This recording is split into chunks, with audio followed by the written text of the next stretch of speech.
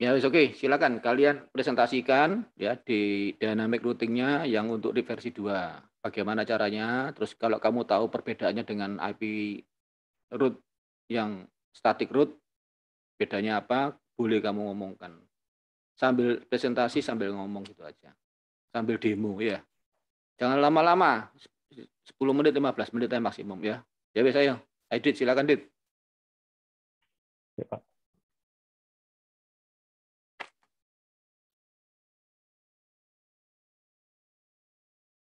Selamat pagi Pak Yo dan Ya. teman-teman.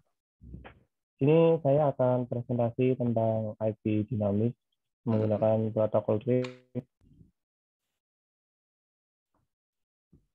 Jadi IP dinamis yang menggunakan protokol RIP itu adalah kepanjangannya Routing Information Protocol.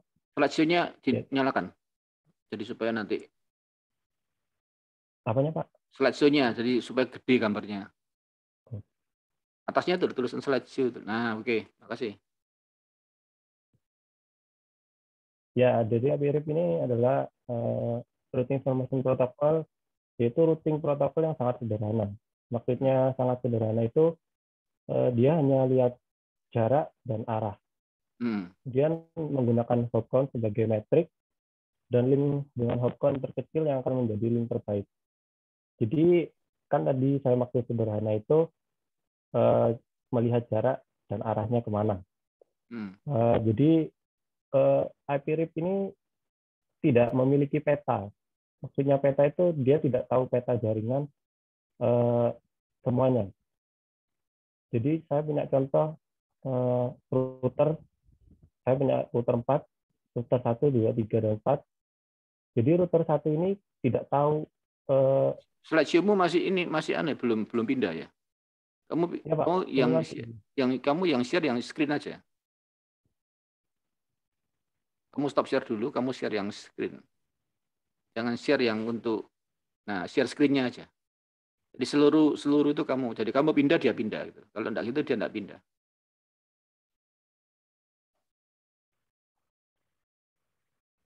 Nah, wis gedikan sekarang.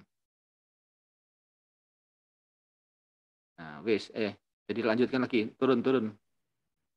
Oh, tadi itu saya jelasin yang tadi Pak, masih yang tadi Pak. Oh ya wis oke. Silakan. Jadi kan IP RIP itu saya punya contoh router 1, 2, 3, dan 4. Hmm. Jadi router 1 ini tidak tahu untuk menuju ke router 4. Hmm. Jadi IP RIP ini sederhananya itu kita cari mengirim informasi, apa informasinya itu yaitu tabel route, Hmm. tabel routing dari router-routernya itu. Misal router 1 ini eh, kita mengirim informasinya ke router 2 karena router 2 itu kan tetangganya. Kemudian di router 2 ini akan menerima informasi dari router 1 dan dari informasi router 1 itu router 2 akan menambahkan informasi dari router 1. Kemudian router 2 ini akan mengirim ke router 3 informasi.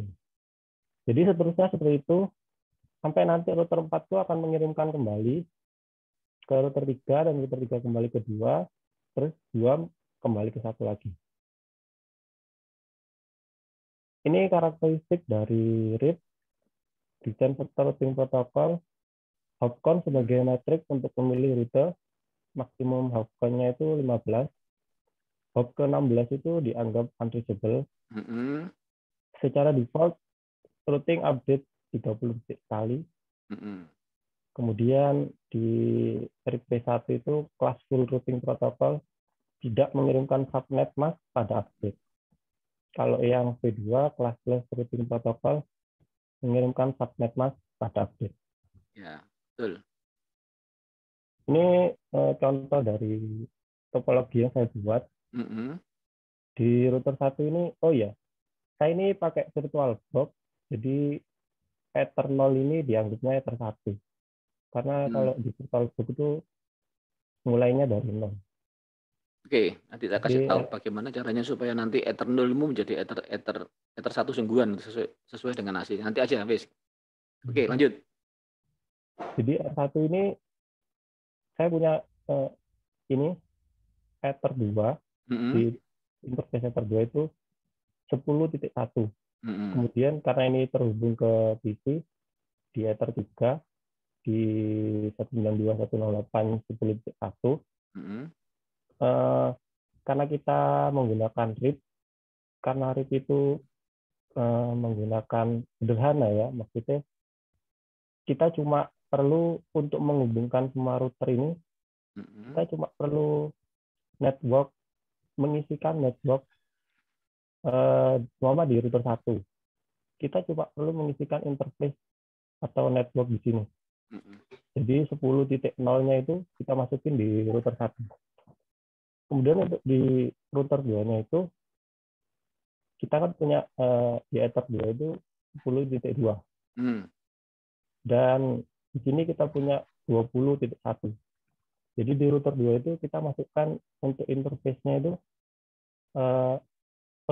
network-nya itu kita masukin 10.0 kemudian 20.0. Mm-mm. Jadi maksudnya itu untuk terhubung ke router-router di sebelahnya itu, router ini harus memasukkan network miliknya. Maksudnya network yang terhubung di router sebelahnya. Gitu. Untuk router 3 juga sama. Mm. Nah, ini untuk saya pakai Winbox. Pertama itu saya ke menu routing, kemudian pilih RIP, kemudian kita atur interface-nya di sini. Mm. Ini router 1 ya. Karena router 1 itu tadi cuma ini Mm-mm. di Ether 2. Jadi kita cuma masukkan Ether 2. Untuk di router 2-nya itu kita kan punya dua ini interface untuk Ether 2 dan Ether 3. Jadi kita masukkan Ether 2 dan Ether 3. Untuk Ether 3 juga sama. Dia punya dua interface, Ether 2 dan Ether 3. Jadi di sini masuknya 2 dan 3. Untuk Ether 4 cuma Ether 2. Mm. Kita sudah tadi setting interface, kita setting networknya. Networknya di sini network yang ada di router. Maksudnya itu network yang ada di sini. 10.0. Dan karena saya pakai PC, jadi masukin PC ini juga. Karena nanti demonya mungkin saya pakai PC ini untuk nge-pingnya. Mm. Untuk ini juga sama. Router 2 itu kita masukin network yang 10.0 di sini. Kemudian masukin network 20.0. Karena di router 2 ini kan punya dua interface yang menuju ke router 1 dan router 3. Mm. Kemudian ada untuk network PC-nya juga. Untuk selanjutnya sama sih, Yeah. masukin kanan dan kirinya, kemudian untuk PC-nya. Ini hasilnya kalau udah selesai tadi, ada tulisan DRC, ini maksudnya Mm. dynamic. Berarti kita udah berhasil menghubungkan router-router tadi secara RIP atau IP dynamic RIP. Mm. Mungkin bisa langsung demo, Pak. Yeah. Gus.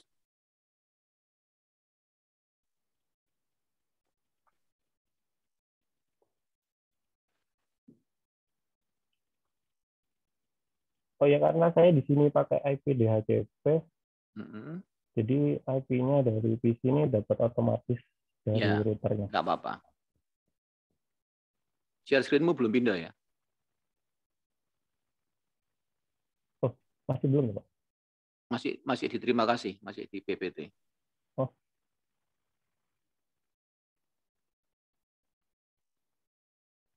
Pilih yang anu aja yang paling sebelah kiri atas tuh. Jadi nah, sudah, Pak ya? ya.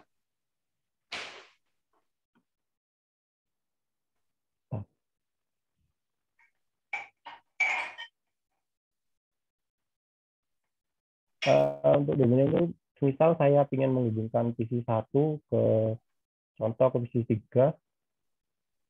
PC 3 itu IP-nya 30.254.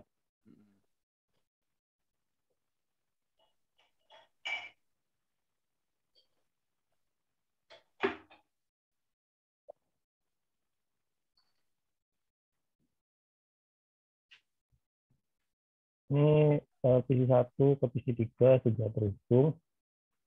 Misal ke PC 4.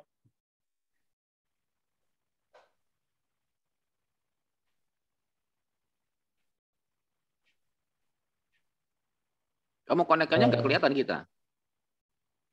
Kamu pakai apa tadi? Ping. Kamu ping atau kamu Ping, Pak. layarmu belum berubah? Layarmu itu enggak mengarah ke yang kotakannya itu. Makanya yang kamu share screen jangan perbagiannya, tapi yang keseluruhan desktopmu aja kamu share. Ngerti? Stop and share sih, stop and share. Nah, sekarang kamu share screen. Ya. Pilih yang paling ada pilihan apa aja? Sebelahnya Basic, Advanced. Hah? Ada basic sama advance.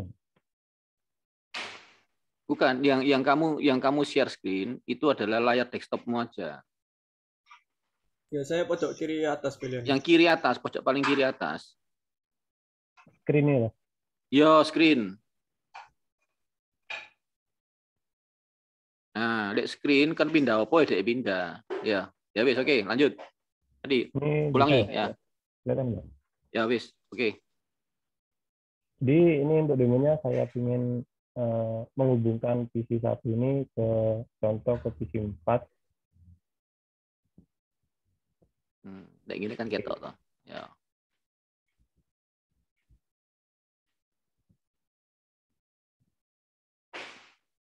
Ini PC 1 sudah terhubung ke PC 4.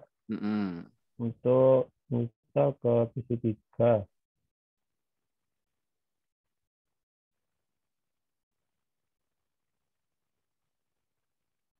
Ke PC 3 juga sudah terhubung. Misal ke PC 2.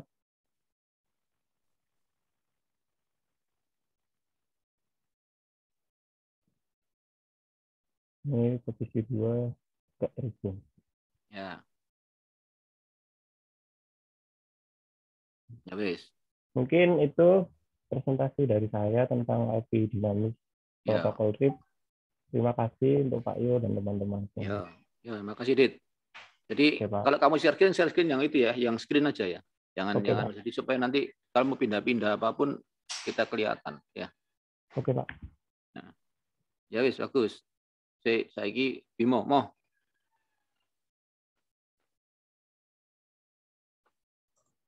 Iya, Pak.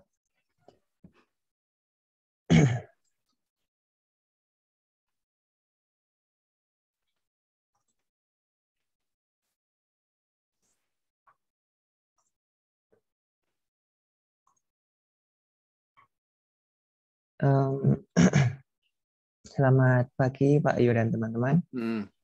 Sini saya akan mempresentasikan tentang RIP root. Nah, jadi pertama saya bikin topologi seperti ini. Kemudian kita set IP yang berada di MikroTik dari router-routernya, kita set semua. Seperti di sini ada network 192.168.1.0. Di sini ada network 192.168.10.0. Kemudian kita set di Winbox-nya seperti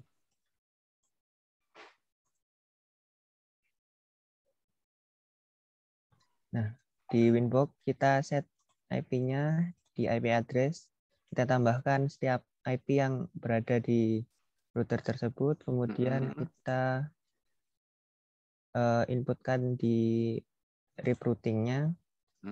Nah, di RIP routing-nya ini kita tambahkan interface-nya. Nah, untuk interface ini kita tambahkan yang akan digunakan untuk jalan atau jalur untuk RIP-nya tersebut. Nah, ini misal di router 1 ini kita memakai di Ether 3. Nah, jadi di interface-nya kita pilih Ether 3, ininya V2, kemudian send-nya juga V2, kemudian kita apply, terus kita OK. Nanti akan muncul seperti ini. Kemudian untuk di network-nya kita inputkan.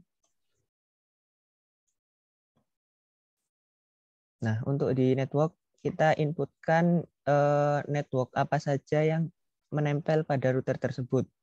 Nah, jadi misal di MikroTik 1 ini kita inputkan 192.168.1.0. Kemudian kita tambahkan juga network 192.168.10.0. Begitu juga dengan di router 2.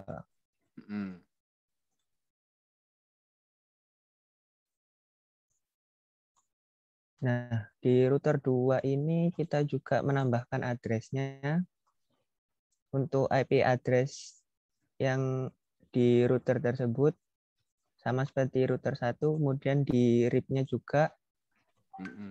Nah, bedanya untuk di router 2 ini kita memakai dua interface, yaitu Ethernet 3 dan Ethernet 4. Ya. Kemudian untuk network-nya yaitu kita menambahkan network apa saja yang menempel di router tersebut. Nah, untuk router 2 ini kan kita di sebelahnya kan terdapat 192.168.10.0, kemudian network 2.0, kemudian 20.0, jadi kita inputkan semua. Nah, hal tersebut sama juga dengan router 3 dan router 4. Nah, setelah semua sudah selesai di setting, kita set IP address di masing-masing PC. Setelah semua IP sudah terpasang, bisa dilihat. Nah, ini untuk rutenya nanti akan muncul sendiri. Jadi misal ke address 1.0, ini berarti dia loncatnya 2 ini kali, Pak. 2 hop, 2 router. Kemudian untuk di IP, dia di IP root-nya aja, Pak. Nah, itu. Di IP root-nya juga sama, Pak. Jadi terdapat list untuk ke semua network. Kemudian saya mau jelaskan juga tentang distance ini, Pak, kemarin. Ya, oke. Nah, Bagus. Distance ini ada nomor 120, ada nomor 0, ada nomor 1. Nah, ini artinya apa? Nah, ini saya sudah cari di Wiki MikroTik. Nah, jadi distance ini isinya seperti ini, Pak. Jadi misal kalau nomornya 120 ini miliknya RIP. Kemudian kalau 0 itu connected root, berarti yang menempel pada router tersebut. Kemudian yang 1 tadi static root, gitu, Pak. Nah, berarti artinya apa? Artinya apa? Bisa tahu, bisa menyimpulkan apa enggak? Berarti apa? Berarti routernya tahu kalau misal ke network 1 tadi menggunakan RIP, Pak. Kalau distance-nya 120. Kemudian kalau 0 ini berarti routernya tahu networknya yang menempel pada dirinya. Artinya kalau 0 sama 120 apa yang membedakan? Selain itu tadi, tahu kamu? Yang membedakan. Jadi tadi kamu lihatkan wikinya. Saya jelaskan sekarang. Nah, kamu baca ya. Distance adalah nilai yang digunakan untuk route selection. Berarti untuk milih routing. Jadi router itu kan ada banyak routing table ya. Dia mau milih yang mana? Ya. Dia pertama akan lihat nolnya dulu. Kalau menuju network itu, dia akan lihat nolnya dulu. Apakah nolnya ada yang menuju ke network itu? Ya. Kalau tidak ada, dia naik yang lebih tinggi. Dia naik yang lebih tinggi. Misalkan di dalam sebuah IP route itu ada 120, gitu. dengan nilai 120, distance 120, tapi menuju yang satu titik, ya, satu network, terus kemudian ada yang 100 menuju ke network itu juga, maka dia akan pilih 100.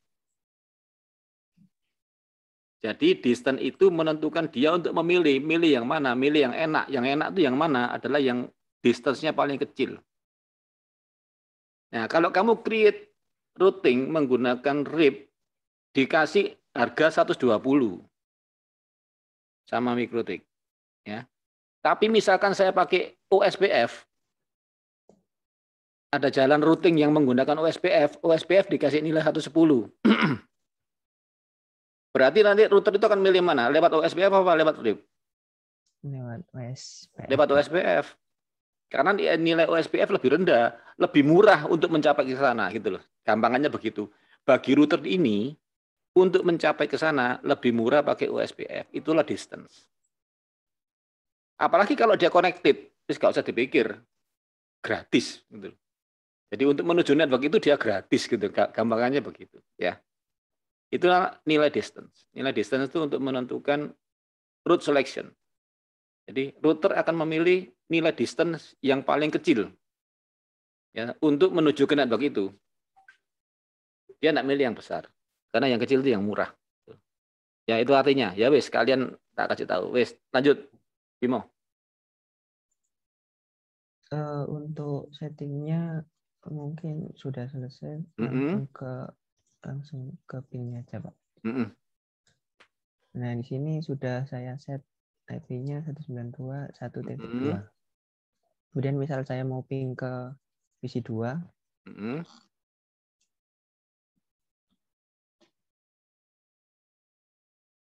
2.2 ini IP dari PC 2-nya, Pak.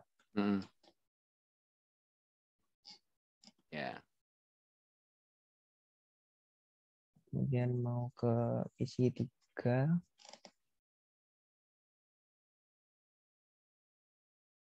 Bisa, kemudian ke PC 4.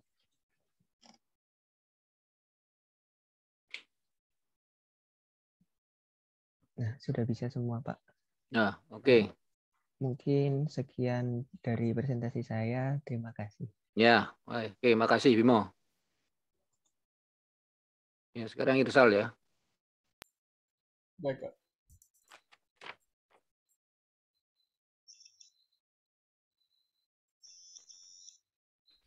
Oke, bisa saya mulai ya, Pak? Ya, silakan. Terima kasih atas waktunya.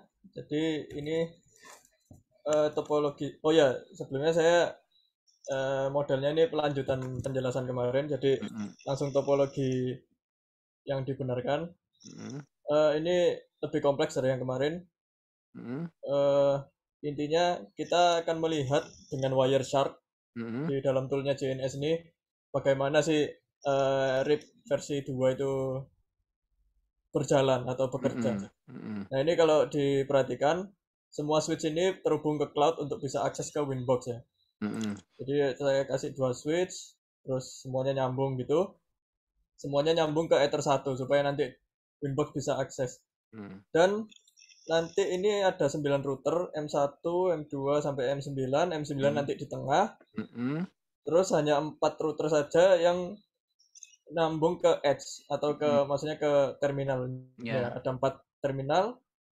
Ini /29 2 biji ini 192 1680, yang ini poin 100. Nah, yang ini /28. Jadi RIP versi 2 kan keuntungannya juga classless. Ini juga buat pembuktian. Nah, ini yang network tengah-tengahnya itu /30 semua. Jadi ya pasti nanti beda network semua kelasnya. Nah, ini belum diaktifkan, jadi nggak bisa apa-apa dulu. Yang saya aktifkan nanti diagonal yang atas ini sampai ke bawah kanan. Ini tak coba dulu ya. Semoga kuat ini. Klik kanan, start. Nah, udah mulai hijau. Sekarang saya mau tap Wireshark di sini. Jadi caranya tinggal klik kanan di kabelnya. Ini kabelnya ada penjelasannya dari router 9 ke 5. Oke saja. Agak loading. Nah, ini sudah mulai starting. Sama seperti di Comnet dulu ya. Cuman kalau ini Wireshark-nya per kabel cara menggunakannya. Terus ya mohon tunggu. Nah, jadi Wireshark ini akan memperlihatkan kinerjanya si RIP itu. Di sini sudah mulai kelihatan ya protokolnya RIP-v2. RIP-v2. Nah, ini yang lainnya nggak usah dihiraukan. Kita fokus saja ke RIP-v2. Secara teorinya kemarin sudah dibahas kan ya. Jadi router-router tersebut kalau sudah dipasangkan router RIPv2, mereka nanti saling membroadcast, saling menjawil temannya istilahnya. Nah, ini di kabel 5 itu juga terjadi pengiriman informasi RIP itu tersendiri.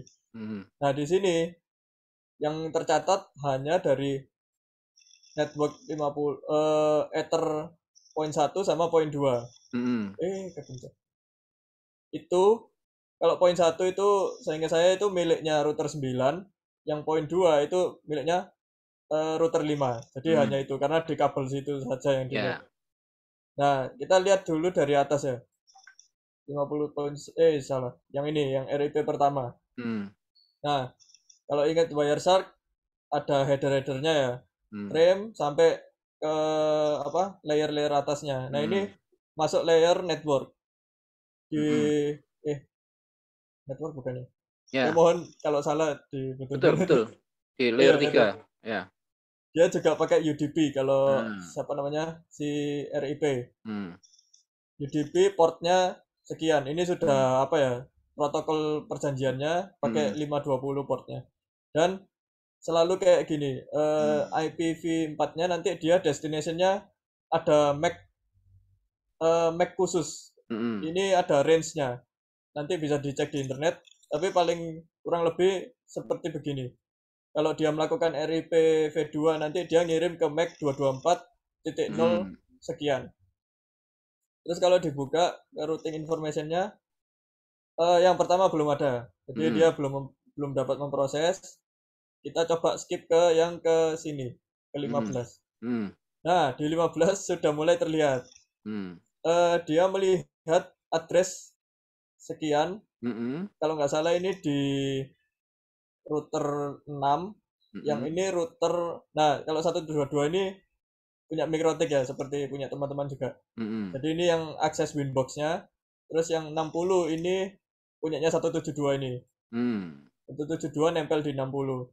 Dan di sini terlihat metriknya juga. Dia hopping 4 kali. Terus kalau kita ke bawah lagi, ini nomor 44. Nah, semakin banyak dia. Jadi informasinya terupdate terus. Clock-nya itu mungkin saya kurang tahu, tapi tadi Aditya bilangnya per 30 detik. Mungkin seperti itu. Dia clock-nya setiap 30 detik. Betul. Update jalurnya ini. Saya besarkan lagi. Nah, di sini sudah ada, saya kasih lihat lagi. Jadi networknya ini cukup simpel sih. Jadi ini network 10 10 10, 20 20 20, 30 40, 50 60, 70 80. Nah, ini berarti logikanya nanti pas lihat di sini untuk router 9 dia bakal punya di belakangnya itu ada 20 10, 30 40, 70 80. Sementara yang 5 di belakangnya nanti ada 60 sama si 172 ini. Balik lagi ke sini. Di sini tadi itu bentar, saya harus pastikan lagi di 44 itu titik 1. Artinya kita melihat dari router 9. Kalau diingat-ingat di router 9 saya kurang tahu juga untuk di Wireshark ketika dia melihat networknya sendiri dia menghitung hoppingnya 16. Sepertinya itu sudah defaultnya. Kalau dia melihat hopping ke belakangnya itu dihitung seperti biasa. Jadi ada berapa router yang dilewati. Sementara kalau dia ke hopping ke depannya, ke punyanya belakangnya router 5, dia juga unreachable. Di sini hoppingnya dihitung unreachable 16. Makanya tadi kan sudah dijelaskan maksimumnya kan 16 tuh hopnya. Ya. Jadi dikasih maksimum sama dia karena dia nggak tahu. Iya. Cuman kalau di Wireshark gitu Pak, dia ngatainnya kalau di depannya itu dianggap unreachable, kalau di belakangnya masih bisa terhitung. Saya kurang tahu kok bisa begitu. Ya, nanti aja Sama kita seperti lihat. ini. Ya. Ya ini kan 60 sama 172 kan di belakangnya si router 5. Dianggap unreachable, terus ini 70 dan yang lain-lainnya reachable dan ada nilainya. Makanya kan unreachable itu kan berarti dia nggak tahu. Kalau nggak tahu kan tak kasih 16 maksimum tuh. Ya betul. Nah, ya situ. Terus ini yang punya router 5, nah ini juga beda. Dia unreachable di router depannya, tapi di belakangnya si 60 dan 172, 160 kelihatan. Ini juga kelihatan karena ini nempel ke Winbox, ke cloud. Itu dia dihitung bisa terlihat. Yeah. Nah, misalnya ini kan belum semua. Kita aktifkan aja sekarang semua. Kita reset. Nah, nanti harusnya di tab ini nilainya terupdate. Jadi nanti muncul 30, 40, 70, dan 80. Nah, itu tadi masih di nomor 60-an ya. Harusnya sekarang sudah masuk 80. Oh, ini MNDP. Jangan, ini. Sebentar, masih belum keluar seperti ini.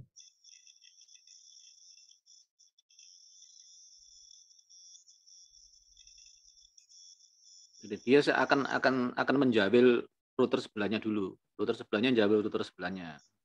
Memberikan informasi RIP-nya itu. Terus. Oh, ini caranya Wireshark menunjukkan dia selalu ngasih satu-satu, baru nanti dikumpulkan. Kalau kita perhatikan length-nya, dia pendek sekali karena kayak diantrikan gitu, satu-satu, baru nanti kalau udah semua ditunjukkan lagi semua. Ini 80 muncul. Kita lihat yang poin 1 ya. Ini 40 dikenalkan lagi. 40 dan anak-anaknya. 40 kan anaknya 100 sama 16. Terus ini lagi. Nah, ini udah total. Banyak sekarang. Dia sudah komplit 10 sampai 80. 90 nggak ada. Yang ini yang lokal-lokal. Sama yang Winbox sendiri yang paling bawah ini. Terus ini ada metriknya juga, langsung dihitung hopnya. Berapa kali lewat router. Gitu. Yang 2, nah ini yang 2 malah barusan ya. Dia baru nambah. Ini udah komplit. Sama juga. Jadi setiap RIP nanti menyesuaikan setiap kondisi di fisiknya itu. Kalau belum aktif ya nggak ada, kalau sudah aktif ditambah. Oke. Pingnya mungkin saya coba juga ya. Ping. Ya, silakan. Kalau ngeping ya harus dicek di ethernya ping itu sendiri. Kita buka di sini di lokal. Oke. Terus ini, nah ini udah dapet Dora. Kita coba nyebrang ke 172.60 ya. 160 014. Pingnya lupa. Nah ini sudah bisa kekirim dan harusnya di Wireshark-nya. Nah ini ICMP-nya udah ada. Dari 06 ke 014 yang barusan. Tapi dia nggak ada RIP-nya sih, karena nggak ada hubungannya sama RIP.